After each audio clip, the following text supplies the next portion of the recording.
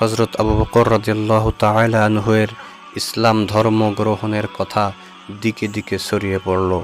কুরাইশ সর্দারদের কানেও চলে গেল। এবার সিদ্ধান্ত হলো আবু বকরকে গ্রেপ্তার করে আবার তাকে পূর্বের ধর্ম পালনের জন্য বাধ্য করা হবে। সিদ্ধান্ত অনুযায়ী হযরত তালহাকে পাঠানো হলো আবু বকরকে গ্রেপ্তার করার জন্য। এবার হযরতে তালহা গিয়ে বলতেছে, আবু বকর, তুমি তোমার বর্তমান ধর্ম ত্যাগ করে লাত উজ্জার সাধনা আবার শুরু করো। এবার আবু বকর জিজ্ঞেস করলেন, কোন লাত? এবার হযরত তালহা বললেন, আল্লাহর মেয়ে।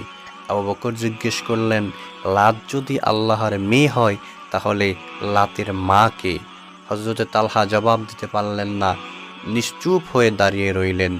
হযরত আবু বকর লাতের উজ্জার সাধনাকারী তালহার সঙ্গে আসা ব্যক্তিদের জিজ্ঞেস করলেন, হযরতে তালহা, সে আমার প্রশ্নের উত্তর দিতে পারল না, তোমরা কি কেউ এর উত্তর দিতে পারবে?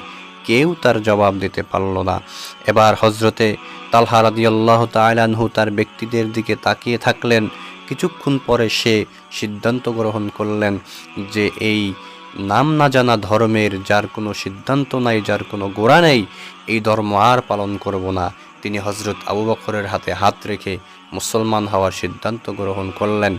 হযরত আবু বকর তাকে নবীর সামনে নিয়ে উপস্থিত করলেন এবং হযরত তালহা মুসলমান হয়ে গেলেন।